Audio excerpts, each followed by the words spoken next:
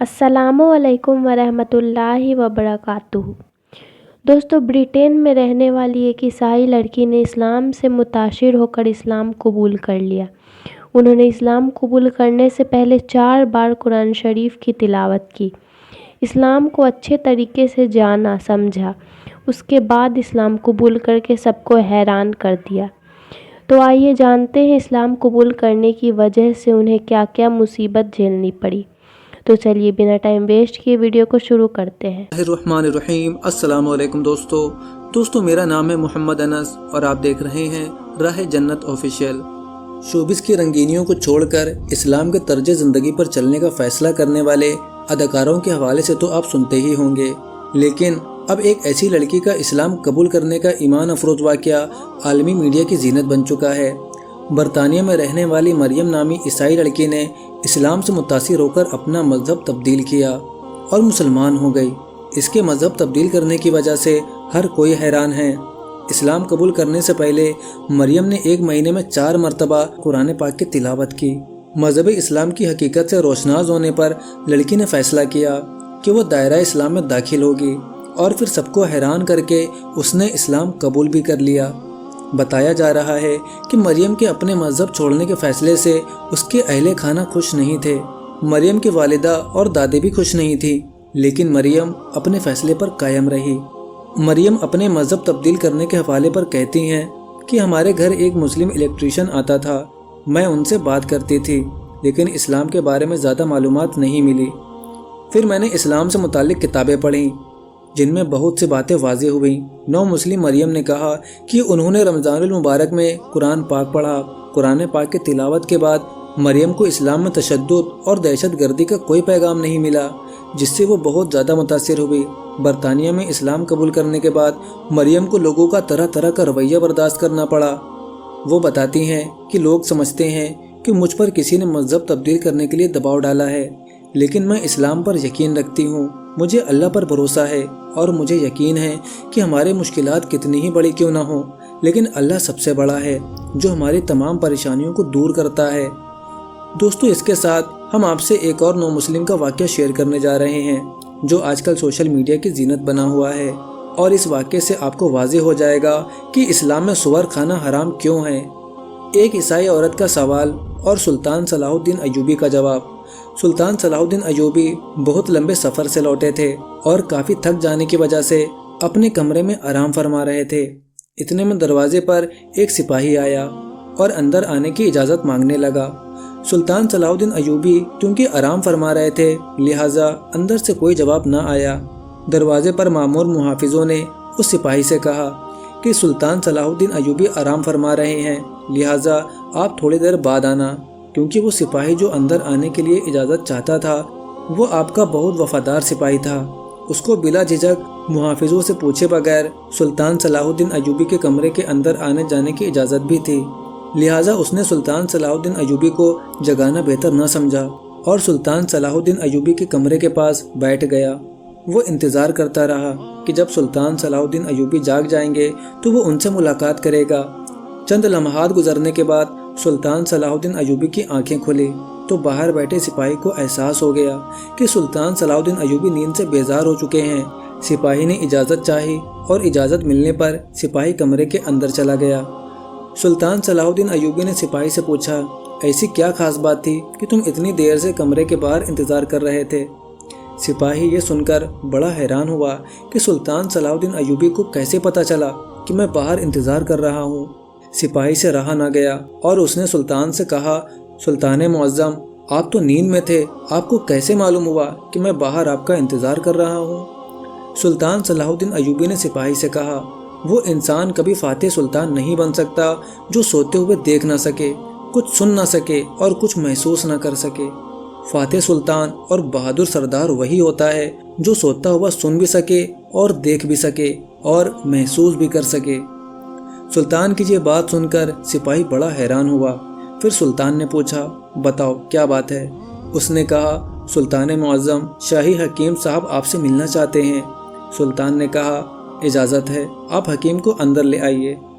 सिपाही बाहर गया और चंद लम्हात के बाद शाही हकीम को लेकर सुल्तान सलाहुद्दीन अय्यूबी की खिदमत में हाजिर हुआ। سلطان صلاح الدین ایوبی نے حکیم سے پوچھا، حکیم صاحب بتاؤ کیا بات ہے؟ آخر مجھ سے اتنی جلدی ملنے کی آپ کو کیا ضرورت پیش آئی؟ تو حکیم صاحب نے کہا، حضور ایک بات ہے جو مجھے کئی دنوں سے پریشان کر رہی ہے، اس سلسلے میں آپ سے بات کرنی ہے۔ سلطان صلاح الدین ایوبی نے اس سے پوچھا، بتاؤ کون سی بات ہے؟ تو اس نے کہا، سلطان معظم، میرے حکیم خانے میں میری بہت ساری شاگردوں میں ایک شاگرد ہے جو ایک عورت ہے اور عیسائی مذہب سے تعلق رکھتی ہے۔ اس نے اسلام کے بارے میں بہت کچھ پڑھا ہے اور بہت کچھ سیکھا ہے، لیکن اس کے ذہن میں چند سوالات ہیں جن کی وجہ سے وہ الجھ کر رہ گئی ہے اور ابھی تک مسلمان نہیں ہوئی ہے۔ وہ چاہتی تو ہے کہ وہ مسلمان ہو جائے، لیکن اس کا ایک سوال ہے جس کا جواب میرے پاس بھی نہیں ہے اور جس کی وجہ سے وہ ابھی تک مسلمان نہیں ہوئی ہے۔ اس کا کہنا ہے کہ جب تک مجھے اس سوال کا جواب نہیں مل جاتا میں اسلام قبول نہیں کروں گی۔ سلطان صلاح الدین ایوبی نے مسکرا کر کہا کہ حکیم ہوتے ہوئے بھی تمہیں ایک سوال کا جواب نہیں آیا؟ بتاؤ وہ کون سا سوال ہے جو اس عورت کے ایمان لانے کے درمیان رکاوٹ بنا ہوا ہے؟ حکیم نے کہا، سلطان معظم، اس عورت کا سوال ہے کہ آخر مسلمان سور کا گوشت کیوں نہیں کھا سکتے؟ کیا اس کو کھانے میں کوئی نقصان ہے جس کی وجہ سے مسلمان خنزیر کا گوشت نہیں کھاتے بلکہ اس سے سخت نفرت کرتے ہیں؟ اور وہ یہ بھی کہتی ہے کہ اس کو سور کا گوشت بہت پسند ہے اور اس کے گاؤں میں تو سبھی لوگ خنزیر کا گوشت ہی کھاتے ہیں اور اپنے گھروں میں بھی خنزیر پالتے ہیں اور بڑا ہونے پر اس کو کاٹ کر کھاتے ہیں۔ اور سلطان معظم، جب وہ مجھ سے سبق لے کر اپنے گھر واپس جاتی ہے تو وہ بھی گھر جا کر خنزیر کا گوشت ہی کھاتی ہے، کیونکہ یہاں تو اس کو خنزیر کا گوشت ملتا نہیں ہے۔ سلطان معظم، میرے پاس اس کے اس سوال کا کوئی معقول جواب نہیں تھا اور میں یہ بھی نہیں جانتا اسے کس طرح مطمئن کروں، لہٰذا اگر آپ اس کے اس سوال کا جواب دے دیں تو ممکن ہے کہ آپ اس کے نور ہدایت کی طرف آنے کا ذریعہ بنیں اور شاید وہ غیر مسلم سے مسلمان ہو جائے۔ یہ سن کر سلطان صلاح الدین ایوبی نے حکیم سے مخاطب ہو کر کہا کہ کل تم خاتون کے ساتھ دربار میں حاضر ہو جانا۔ دوسرے دن صبح جب سلطان دربار میں پہنچے، حکیم صاحب اس خاتون کے ہمراہ دربار میں تشریف فرما تھے۔ پھر حکیم صاحب نے بتایا، سلطان معظم، یہی وہ خاتون ہے جو میری شاگرد ہے، اسی کا میں نے آپ سے ذکر کیا تھا۔ سلطان صلاح الدین ایوبی نے عورت سے کہا، بتاؤ خاتون تمہارا کیا سوال ہے؟ تو اس عورت نے کہا، سلطان معظم، میں نے اسلام کے بارے میں بہت کچھ پڑھا ہے اور بہت کچھ سیکھا ہے، یہاں تک کہ اب میں اس جگہ پر آ گئی ہوں کہ میں اسلام قبول کر ہی لوں، لیکن ایک بات ہے جو مجھے اسلام قبول کرنے سے روک رہی ہے۔ سلطان نے کہا، کیا بات ہے؟ خاتون نے کہا، وہ یہ بات ہے کہ اسلام خنزیر یعنی سور کا گوشت کھانے کی اجازت کیوں نہیں دیتا ہے؟ یہ تو ہماری سب سے پسندیدہ خوراک ہے، چاہے کچھ بھی ہو جائے، مگر میں اس کو کھانا نہیں چھوڑ سکتی۔ میں نے اسلام کی تعلیم حاصل کرنے میں ہر جگہ دیکھا ہے کہ جہاں بھی اسلام نے کسی چیز سے روکا ہے تو اس کے منع کرنے کی وجہ اور اس کے نقصان کے بارے میں ضرور بتایا ہے، لیکن خنزیر کے گوشت کے سلسلے میں مجھے کوئی مضبوط دلیل نہیں ملی۔ میں نے جب اپنے بائبل کو پڑھا تو اس میں بھی خنزیر کا گوشت کھانے سے منع نہیں کیا گیا، تو پھر اسلام نے اسے کیوں منع کیا ہے؟ آخر اس کے گوشت میں ایسی کیا خرابی ہے؟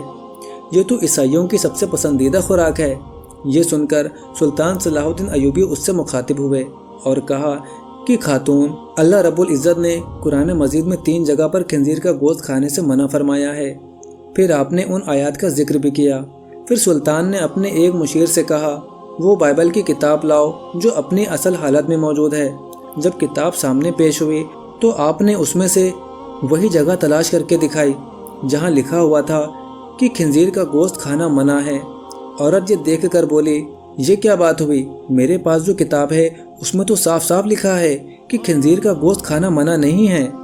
سلطان صلاح الدین ایوبی نے کہا کہ مجھے ترس آتا ہے تمہارے ان لکھنے والوں پر جو اپنی عیاشیوں کے لیے اس پاک کتاب کو اپنے لفظوں سے بالکل تبدیل کر رہے ہیں۔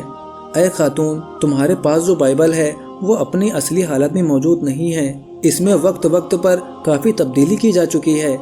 پھر سلطان صلاح الدین ایوبی نے فرمایا کہ یہ تو میں نے کتاب سے ثابت کر دیا، اب میں تمہیں علم طبیعیات کے لحاظ سے یعنی کہ پریکٹیکلی ثابت کر کے بتاؤں گا۔ تو سلطان نے اس خاتون کو حکم دیا کہ اے خاتون، کل خنزیر کا گوشت پکا کر صبح میرے دربار میں لے آنا۔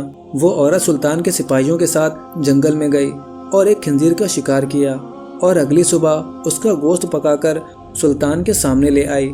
سلطان نے گوشت کو کراہٹ سے دیکھتے ہوئے خاتون سے کہا کہ اب اس پکے ہوئے گوشت میں سے ایک بوٹی نکال کر چھری کے ذریعے اس کے 2 حصے کرو۔ جب خاتون نے بوٹی کے 2 حصے کیے تو اس کے درمیان میں سے گوشت کچا تھا۔ تو سلطان نے کہا، اے خاتون، کیا تو نے اس گوشت کو اچھی طرح نہیں پکایا؟ عورت نے کہا، نہیں سلطان معظم، میں نے اس کو بہت اچھی طرح سے پکایا ہے۔ سلطان نے کہا کہ اب تمہیں سمجھ میں میری بات ضرور آئے گی۔ اس حرام گوشت کو چاہے جتنی بھی اچھی طرح سے پکا لو، ایک بار پکاؤ یا بار بار آگ کی تپش دو، یہ پوری طرح پکتا ہی نہیں ہے۔ اس طرح بیچ میں سے کچا رہنے کے باوجود جب یہ تمہارے پیٹ کے اندر جاتا ہے تو بہت ساری بیماریوں کا سبب بنتا ہے، اس لیے اسلام نے اس کو کھانے سے منع کیا ہے۔ آپ خود ایک حکیم کے زیر اثر تعلیم حاصل کر رہی ہیں، لہٰذا آپ خود اندازہ لگائیے کہ اگر کوئی کچی چیز جب آپ کے پیٹ کے اندر جائے گی تو وہ اندر جا کر کتنی خرابیاں پیدا کرے گی۔ پھر سلطان نے عورت سے کہا کہ آپ کو اس جانور کے بارے میں کچھ اور بھی بتاتا ہوں۔ یہ جانور جس جگہ رہتا ہے یہ اس جگہ اپنے ارد گرد سبھی انسانوں کی گندگی کو کھا بھی جاتا ہے۔ اس کی اکثر خوراک بہت ہی غلیظ ہوتی ہے، اور سب سے حیران کن بات یہ ہے کہ خنزیر وہ واحد بے شرم جانور ہے کہ جب اس کی مادہ یعنی کہ اس کی بیوی اس کے ساتھ جب کوئی دوسرا خنزیر جنسی تعلقات قائم کرتا ہے تو یہ خوش ہوتا ہے اور فخر محسوس کرتا ہے۔ یہ واحد جانور ہے جس میں اتنی زیادہ بے شرمی بھری ہوئی ہے۔ آپ خود دیکھیں کہ جب آپ ایسے جانوروں کا گوشت کھائیں گے جس کی بنیاد ہی غلاظت سے بھری ہوئی ہے تو وہ آپ کو کیا فائدہ دے گا؟ سلطان صلاح الدین ایوبی کی یہ باتیں سن کر وہ عورت بہت حیران ہوئی اور سلطان سے کہنے لگی کہ سلطان معظم، مجھے میرے اس سوال کا جواب مل گیا ہے جو مجھے اسلام قبول کرنے سے اب تک روک رہا تھا۔ اب اور دیر نہ کریے، آپ مجھے اپنی ہی زبان سے کلمہ پڑھا دیجیے۔ سلطان نے عورت کو کلمہ پڑھایا اور تمام دربار اللہ اکبر کے نعروں سے گونج اٹھا۔ سبحان اللہ۔ تو یہ تھی دوستو آج کی ویڈیو آپ کو کیسی لگی کمنٹ کر کے ضرور بتائیں۔ ملتے ہیں نیکسٹ ویڈیو میں۔ السلام علیکم۔